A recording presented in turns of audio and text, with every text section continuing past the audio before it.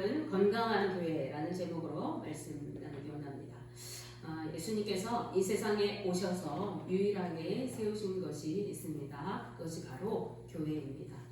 예수님께서는 더도 아닌 덜도 아닌 12명의 제자를 택하시고 그들과 함께 하시면서 천국 복음을 선포하시고 구원의 섭리를 가르치셨습니다. 그리고 구원받은 하나님 나라의 백성으로서 그들이 어떻게 살아가야 할지를 일일이 가르치시고 그것도 모자라서 삶으로 본을 보이셔서 그들을 믿음의 사람들로 길러내십니다. 그렇게 하신 이유는요, 예수님께서 승천하시고 난 후에 그들이 증인으로 살아가도록 사명을 주시기 위해서입니다. 부활하신 예수님께서는 하늘에 오르시기 전에 제자들에게 너희는 온 천하에 다니며 만민에게 복음을 전하는 증인으로 살아가라 하는 사명을 주셨습니다. 그리고 오순절에 성령의 임재를 경험한 제자들은요, 주님의 말씀대로 살아가고 복음을 전하며 증인의 삶을 살아가게 되었습니다. 그들은 성전에 모이기를 힘쓰고 모일 때마다 하나님께 예배하고 기도하였습니다. 믿음 안에 하나 되어서 기쁨과 순전한 마음으로 서로 떡을 떼고 교제하였습니다. 섬김과 사랑으로 살아가고 서로의 형편을 살펴서 필요한 형제들에게 기꺼이 자신의 소유를 나누어 주었습니다. 그리고 성령으로 권능을 받아서 믿음의 표적들을 나타내고 가는 곳마다 복음을 전하였습니다. 그들은 예수님께서 말씀하신 대로 거룩한 교회 공동체를 이루어서 하나님 나라의 백성의 삶을 살았던 것입니다. 이러한 초대교회는 날로 부흥하고 성장해 갔습니다. 교회는 하나님의 법을 따라 세상과 구별된 삶을 살아가고 하나님의 나라를 이루어 가야 하는 교회 공동체입니다. 그러한 교회를 통해서 하나님 나라가 이 땅에 드러나고 복음이 증거되고 구원의 역사가 계속 이어져 가게 되는 것입니다. 그런데 밝은 이면에는 늘 어둠의 그림자가 따라오기 마련입니다. 우리가 잘 아는 것처럼 초대교회가 성장할수록 교회를 향한 핍박과 고난이 뒤따르게 되었습니다.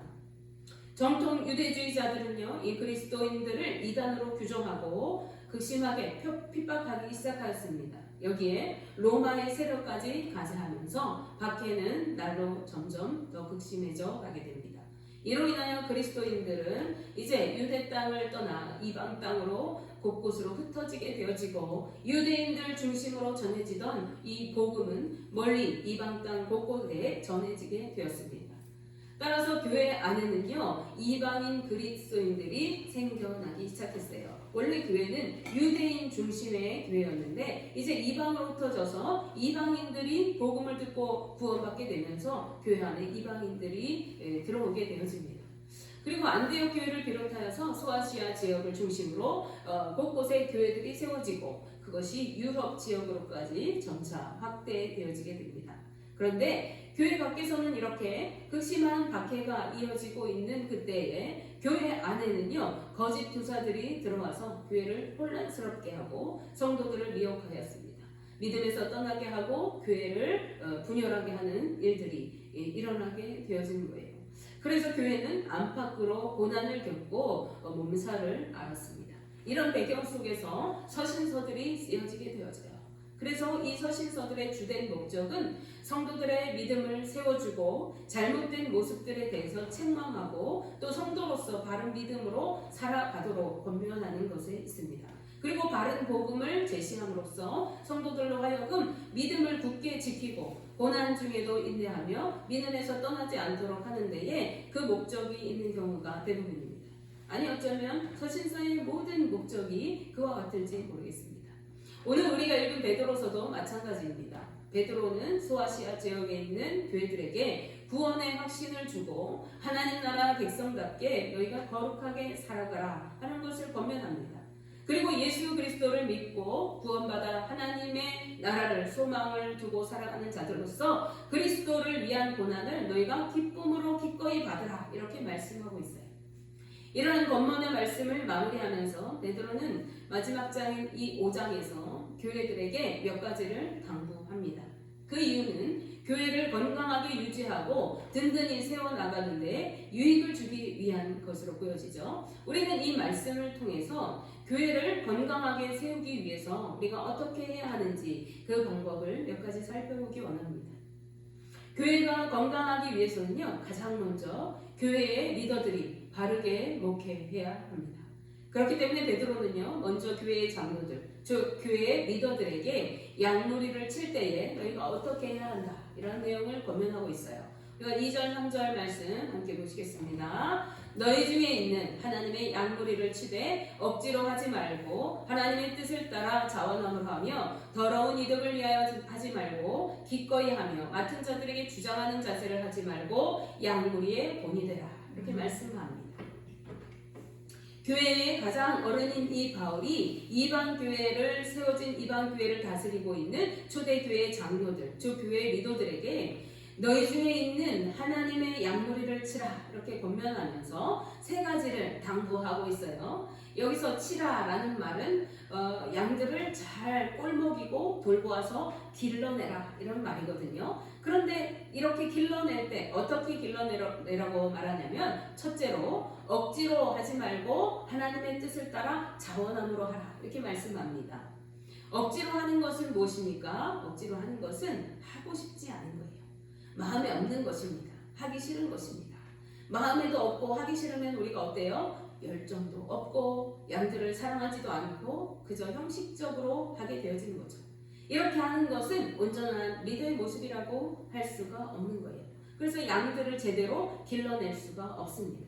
따라서 억지로 목회하지 말고 하나님의 뜻을 따라서 자원함으로 스스로 하라, 이렇게 말씀한 거예요. 목회의 자리가 하나님께서 세우신 자리임을 알고 전심으로 그 영혼들을 위해 헌신하고 섬기고 사랑하고 영의 꼴인 말씀으로 먹여서 자라게 하고 그것을 통해 하나님의 뜻을 이루어가라, 이렇게 말하고 있는 것이죠. 이렇게 행하는 것이 진정한 교회의 리더인 것입니다. 둘째로 더러운 이득을 위해 목회하지 말고 기꺼이 하라, 이렇게 말씀하고 있어요. 이 말은 무슨 말이냐면요, 대가를 바라고 자신의 유익을 위해서 목회하지 말라는 거예요. 그리고 기꺼이 헌신하라는 이야기입니다. 교회의 리더인 장로는 오늘날의 목회자를 뜻합니다. 이들은 하나님께 헌신된 사람들입니다. 그러므로 인간적인 이득을 위해서 얼마나 더 사례를 많이 받느냐, 얼마나 조건이 좋으냐, 그런 것을 위해서 일하는 사람이 아니라는 뜻이에요. 이들은 하나님의 뜻을 이루고 하나님이 사랑하시는 영혼들을 구원의 길로 인도하는 하나님의 대리자임을 기억해야 합니다.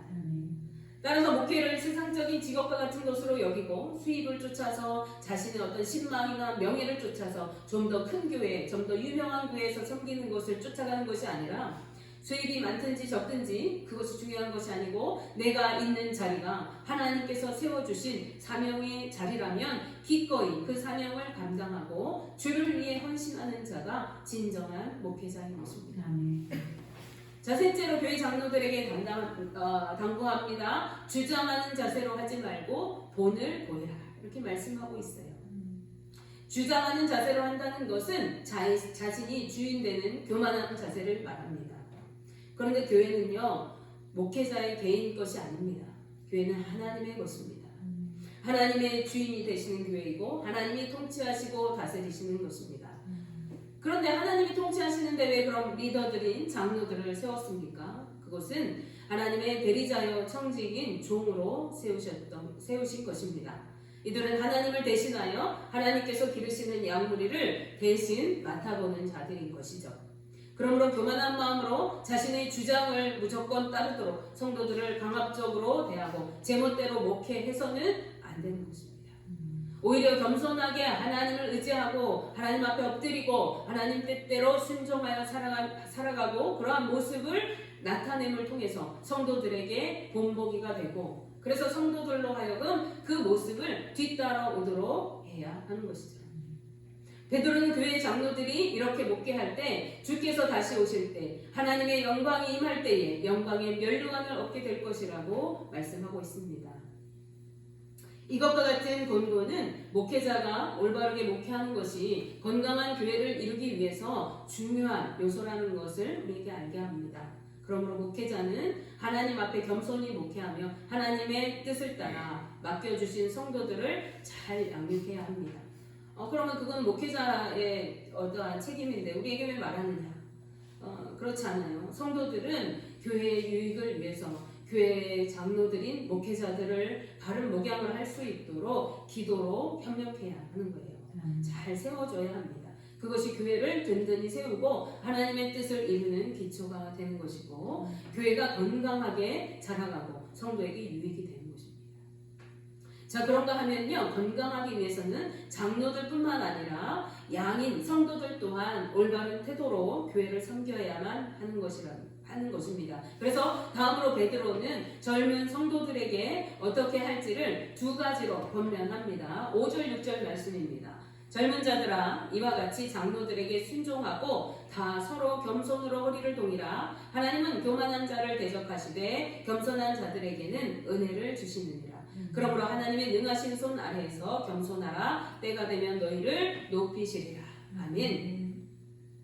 자, 성도들에게 당부한 한 가지는요, 교회의 장로들에게 순종하라는 것입니다.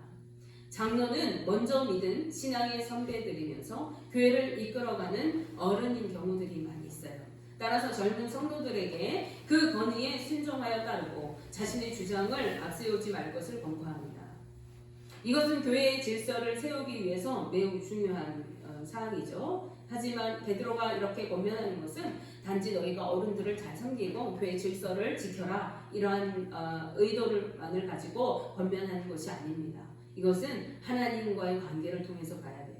앞에서 언급했듯이 교회를 이끄는 장로들은 하나님의 청지기, 즉 하나님을 대신해서 세워진 하나님의 종입니다. 그래서 하나님의 뜻을 위해 헌신된 자들이에요. 그들은 하나님께서 세우신 자들이기 때문에 하나님께서 세우신 권위를 따르지 않는 것은 하나님의 뜻을 거스르고 불순종하는 것이 되는 것입니다. 뿐만 아니라 순종하지 않고 성도가 저 목회자에게 원망과 불평의 마음을 가지고 신앙생활을 하는 것은 성도들 자신에게도 유익이 되지 않습니다. 그러므로 성도는 마땅히 리더인 장로들에게 겸손한 마음으로 순종하여 따를 것을 권면하고 있는 것입니다.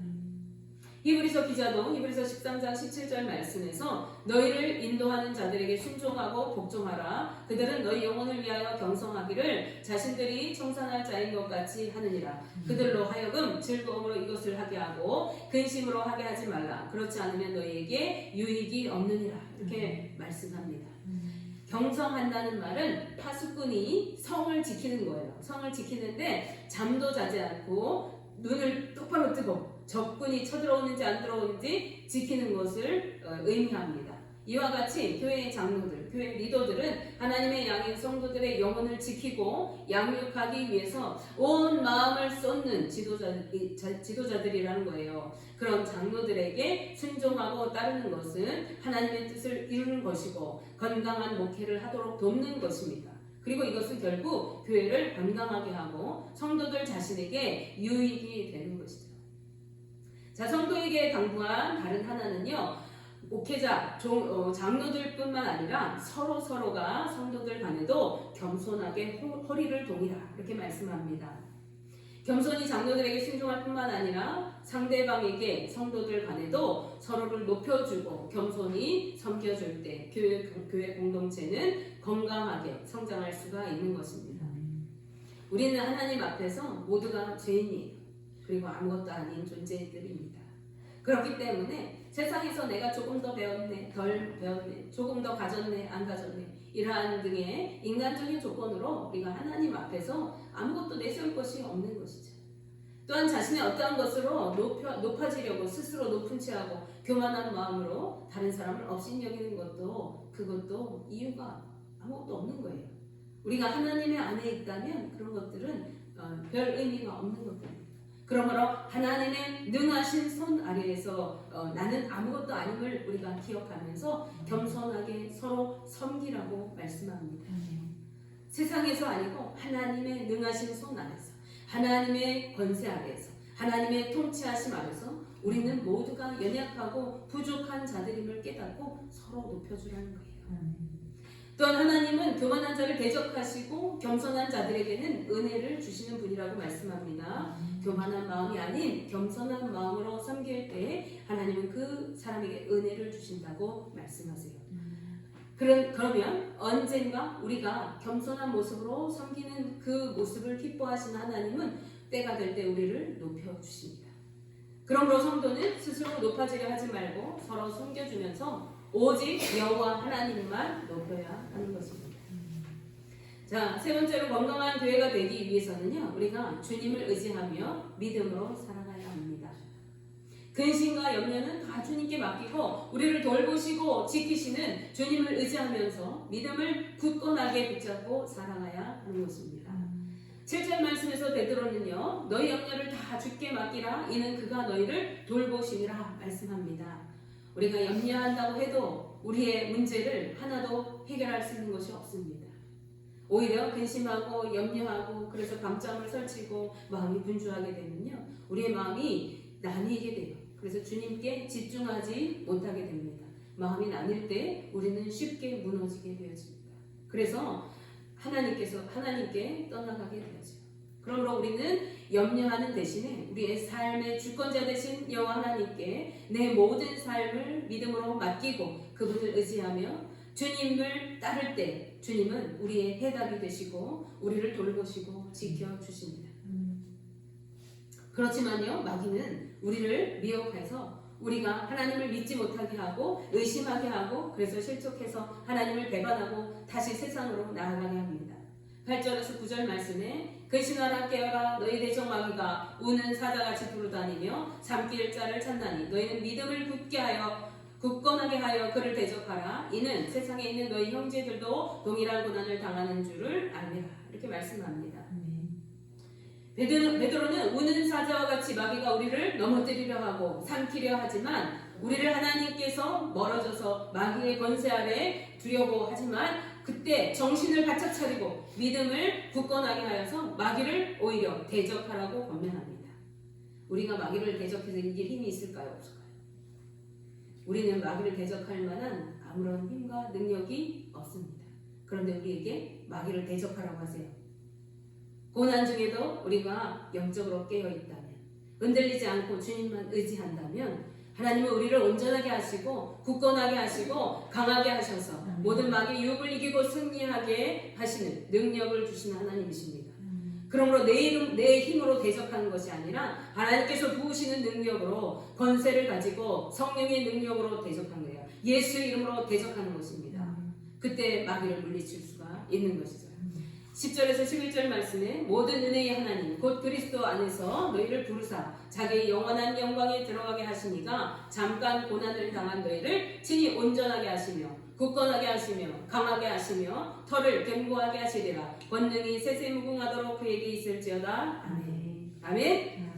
우리를 구원하시고 영생의 소망을 주신 하나님, 천국의 영광을 보장해 주신 그 하나님을 우리가 끝까지 믿고 고난 중에도 흔들리지 않는 믿음으로 살아갈 때 주님은 우리를 온전하게 하시고 굳건하게 하시고 강하게 하시고 터가 견고한 자로 세워주셔서 주님의 권능을 덧입어 승리케 하시는 것입니다. 하나님의 교회는 하나님의 권능을 덧입어서 살아가는 공동체예요. 하나님의 교회는 세상에 짓밟히고 또 억울함을 당하고 고난을 당한다 할지라도 결코 그것에 눌리는 존재가 아닙니다. 성령의 권능을 받아서 하나님의 증인으로 살아가는 하나님의 거룩한 군대로 살아가는 능력의 공동체예요. 그래서 우리는 경건의 능력을 나타내는 그러한 자들입니다. 원하기는 우리 동성교회가 주님 앞에서 겸손하게 순종하여 살아가고 서로 겸손하게 섬겨주며 믿음으로 굳게 서서 마귀를 대적하여 물리치고 영원한 하나님의 영광에 이르는 건강한 교회로 든든히 세워져 갈 수 있기를 원합니다.